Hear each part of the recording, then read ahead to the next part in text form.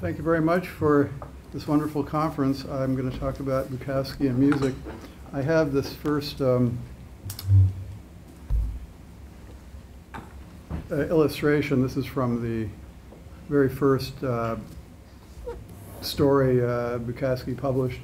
And this is from the German edition of Aftermath of a lengthy rejection slip. And this is from Thomas Mueller's illustration. But this shows the scene when the main character is entertaining a man he thinks is Whit Burnett, the editor of Story magazine. And there's a very funny scene where he's teaching the cat to shake hands like a dog. And anyway, he's playing for Whit Burnett the Sixth Symphony of Tchaikovsky. And in the story, he has a little oration where he addresses the lady of the room, Millie. He says, Millie, Millie, we must remember art, Dostoevsky, Gorky, for Russia, and now America wants an Eastern European. America is tired of Browns and Smiths. Browns and Smiths are good writers, but there are too many of them and they are all alike. America wants the fuzzy blackness and practical meditations and repressed desires of an Eastern European. And what's interesting about this is you sort of have sketched out there why Bukowski was so attracted to Shostakovich and Mahler and Bruckner, and sort of the combination of his literary affinities to Dostoevsky and Eastern Europe, Germany and Russia, and his musical taste. So it's very interesting. At the very beginning of his career, he's invoking Tchaikovsky. And this is the piece he plays for the visiting. By the way, it's a funny story because it turns out that it's not Whit Burnett who's visiting him. And you probably know Whit Burnett edited this magazine called Story in America during the 30s. And everybody who was anybody in the literary world was published there. So Faulkner and Norman Mailer and J.D. Salinger and William Saroyan. So for Bukowski, this was a big deal to be published in this magazine when he was only 24. So it was a bit of a very precocious debut. So in the story, he thinks that Whit Burnett is visiting him, but it's actually an insurance salesman. So the whole story is very funny. But he plays this piece.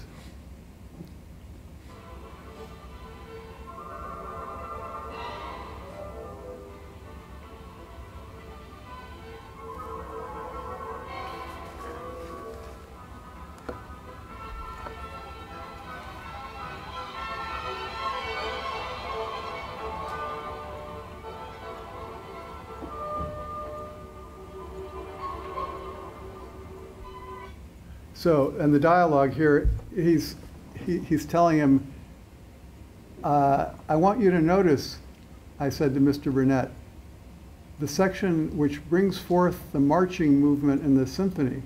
I think it is one of the most beautiful moments in all music. And besides its beauty and force, its structure is perfect. You can feel intelligence at work. So I think that's kind of interesting first exposure of this theme about music, that he's listening very carefully and also making sensitive comments about it.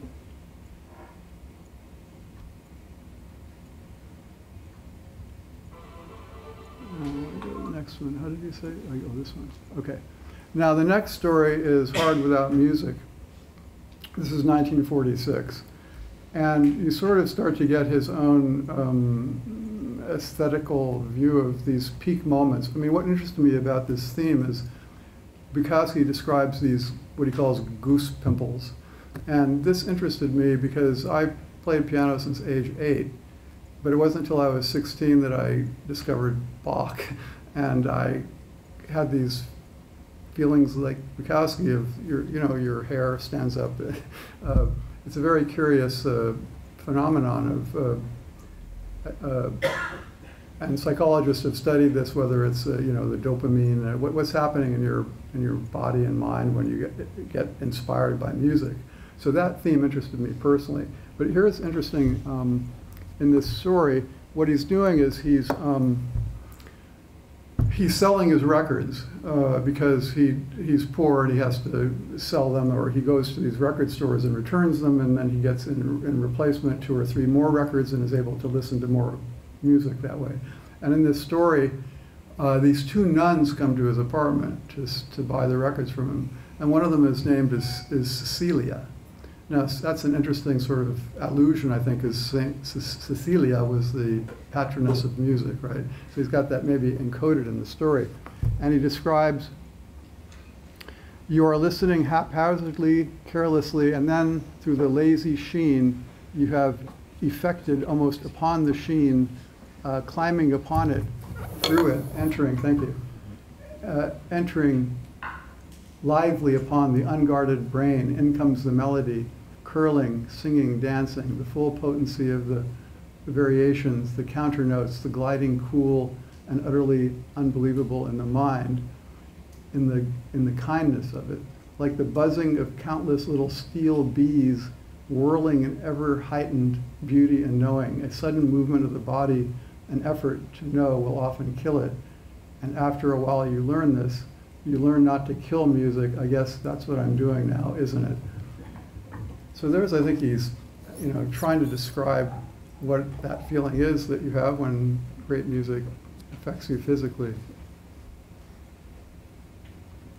Now, I did a little bit of homework because you find in the later works he refers to reading this book of musical history, and he calls it The Lives of the Classical and Modern Composers. And he says that in post office, he says that when he was packing, he put them in his suitcase and took them by mistake. When he was separating from one of his girlfriends. And actually, that's not the title of the book. There's no such book, Lives of the Classical and Modern Composers. It's actually a book by Milton Cross and David Ewan. And I tracked down in the Life of Borodin from 1958. What he did is actually he took a passage directly from this musical encyclopedia and then used it in his poem. So you've got this description of the last days of Borodin. During the carnival of 1887, Borodin attended a dance at the Medical Academy, decked out in a national costume. He was exceptionally gay and even participated in the dancing and the merrymaking. Suddenly he collapsed when his friends realized that he was not clowning. They rushed to him, but it was too late. They found that he had died of a burst aneurysm. Now, if you go to his poem, The Life of Borodin, in 1887, he attended a dance at the Medical Academy, dressed in a merrymaking national costume. At last, he seemed exceptionally gay, and when he fell to the floor, they thought he was clowning. The next time you listen to Borodin, remember. So that's almost like a poème trouvé. I mean, he's taken a text and just stolen it, but he does this in other poems too, from newspaper articles where he just kind of lifts something. But this is also a Russian composer, so it's back to that dark European thing, right? And also the fact that these composers are tragic, right? He likes the idea that they had these horrible lives, that Mozart was born, buried in a pauper's grave, and so the fact of the artist as a suffering, the composer as a suffering creature fits in with the, Dostoevsky and Van Gogh and Artaud and those kinds of tortured figures. Yeah, so I tried to trace this a bit chronologically, so now we're up to 66. They're going to play a little Bruckner on my radio, so my radio tells me I will feel better. Bruckner, then there's Wagner without the words, and Mahler. I am not a capital art or a music nut. I do not ream myself with sounds night and day over a fancy stereo that all the neighbors must hear too. Schumann's good too. You ought to listen to Schumann just once. Trust me, you are probably a jazz cat. Well, that's all right. I like that too when it steps into the proper vein, but the dark, long stuff hits the core. So the dark, long stuff, we're back to the romantic, long, late 19th century, late romantic, composers that he likes. Also, late 60s, this wonderful passage in Notes of a Dirty Old Man. And as the elf came up, I had the bottle of good scotch, and I got him half on the jaw, part of the neck under there, and went down, and I fell on top of my game. I was a student of Dostoevsky and listened to Mahler in the dark, and I had time to drink from the bottle, sit it down with the right hand and with the left just below the belt, and left against the dresser clumsily. The mirror broke, and then elf landed one on my forehead, and I fell back on a chair. I had small hands and no real taste for fighting. So you get this also mixture there of Dostoevsky and Mahler, right? I listened to Mahler in the dark, and also the juxtaposition of the high art with the sort of physicality of fighting and having sex and drinking. He likes to put the supposed high art up against the daily kind of, profane, Okay, Handel is also a favorite composer, and this fits into my theme of the goosebumps idea, because he says in one of his poems, Handel created things that take your head and lift it to the ceiling. He has a lot of metaphors of the head, of lifting you up, and this reminded me of Emily Dickinson, the great American poet, who said, if I feel like the top of my head is being blown off, I know it's poetry, right? It's very, very similar, this physical relation. So I think I don't know what particular, I haven't been able to trace what particular pieces about Handel that he's talking about, but I know it's instrumental music because Bukowski didn't like vocal music. A slight aside here, Nietzsche said, "Wir haben die Kunst, so wir nicht," how does that go? I have the correct German here somewhere. Wir haben die Kunst, damit wir nicht an der Wahrheit zugrunde gehen. We have art so we won't perish from truth. And Bukowski says, the difference between art and life is that art is more bearable, which seems this exact kind of American version.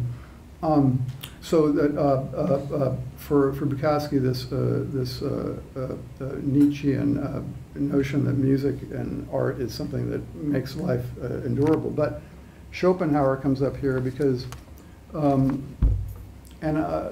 it's possible that, I think Bukowski's sort of in the German tradition here, right? Because he likes the German composers, but Schopenhauer objected to opera in his essays and aphorisms. Schopenhauer says, the mass and the symphony alone provide undisturbed, fully musical enjoyment, while in opera, the music is miserably involved with a vapid drama and its mock poetry, and must try to bear the foreign burden laid on it as best it can. In general, however, grand opera, by more and more deadening our musical receptivity through its 3 hours duration, and at the same time putting our patience to the test through the snail's pace, what is usually a very trite action, is in itself intrinsically and essentially boring. And then Schopenhauer also, in the third book of the Die Welt als Wille und Vorstellung, says on the metaphysics of music, all of them, all the arts other than music, objectify the will only indirectly, in other words, by means of the ideas. So Schopenhauer likes instrumental music because it expresses the will directly, right? So I think that is very Bukowskian, this idea that instrumental music affords you a way to get away from words and verbal stuff and humanity in general, right? The voice represents sort of humans. So I think he may have had Concerti Grosso in mind when he talks about Handel.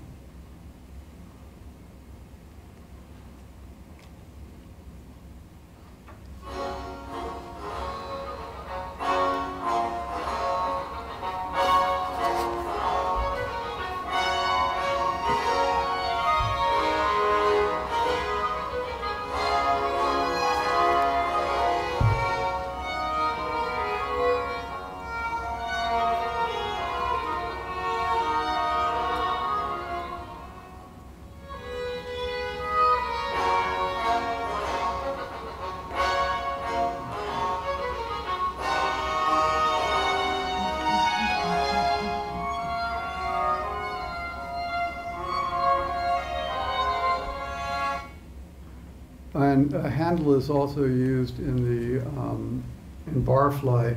If you remember the scene when the Bukowski character is driving up the hill in his car to see Tully, who edits the magazine, the woman he's getting involved with. And it's this lovely kind of slow, it's from the Concerto Grosso number 6 and number 4 in A minor, very slow ascent. Actually, as the car is going up the hill, the music's also going up. So, and I wanted to include Handel because I didn't want to give the impression that he only talked about late Romantic composers. So he also. Okay, then we have my German buddy. Tonight I'm drinking Sangha malt liquor from Thailand, listening to Wagner. I can't believe that he is not in the other room or around the corner alive someplace tonight. And he is, of course, and I am taken by the sound of him. The little goosebumps run along both of my arms. Then a chill. He's here now. And then there's this cartoon version of this poem. What interests me here is, again, he's here now. Often when Bukowski's writing his poems, he's listening to music, he experiences the composer as being with him. And it's a direct, again, physicality of his body, but also that they have come into the room with him. And also that he's writing the poem as he's listening to the music. So it's almost as though the poem often moves and the mood of the poem intersects with his own mood, and then the poem starts to move with the music. So the music actually becomes a kind of springboard for the poem in a way. Okay, and then again, he mentions Götterdämmerung in several poems, and again, because it's Wagner without the words, he says, right? He wants Wagner but no words, so I'm guessing he may have something like this in mind when he talks about Wagner.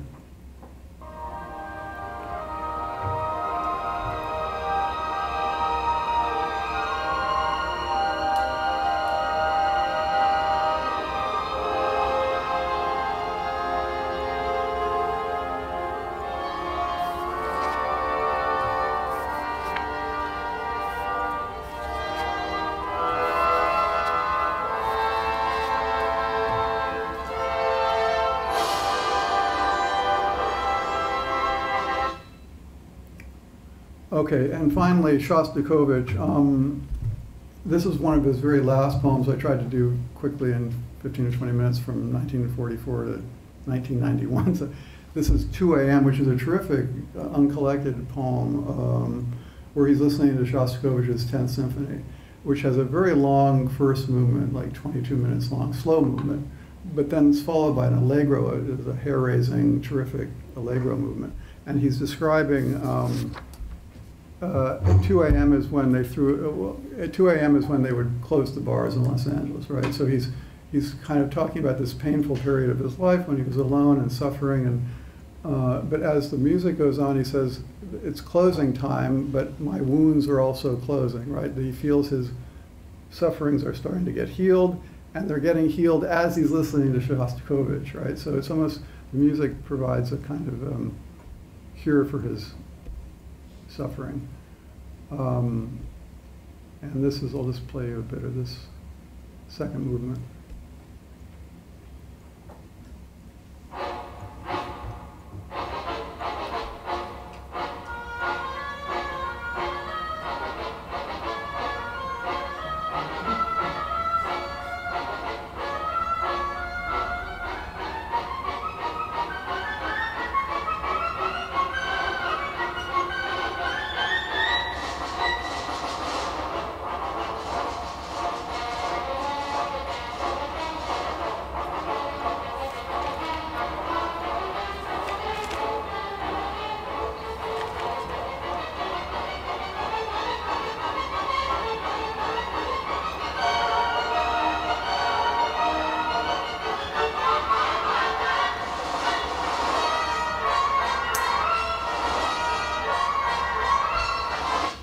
I wish I could play the whole thing. It's just terrific. Okay. Oh, sorry. Yeah, so briefly, I tried to give a quick overview of Bukowski's love of, I don't like the word classical music, but he called it classical or serious, or let's say Western European symphonic music, and the way it fits in with his desire to overcome his pains, and also how it fits in with his actual writing of poetry. So thank you very much.